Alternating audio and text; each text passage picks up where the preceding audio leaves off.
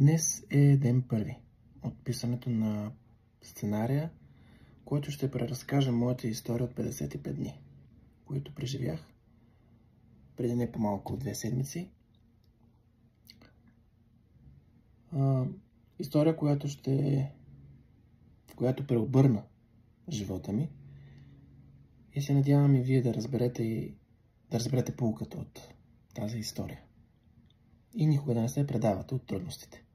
Защото рано или късно животът ви поднася нещо, което вие самите не очаквате и ви кара да се борите.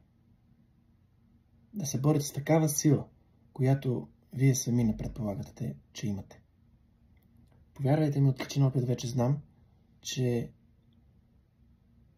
трябва да се бориш. Колкото и трудно да е, трябва да се бориш. И живота поднася такива непредвидени ситуации, че искаш или не, той ти ги поднася. И те учи на много.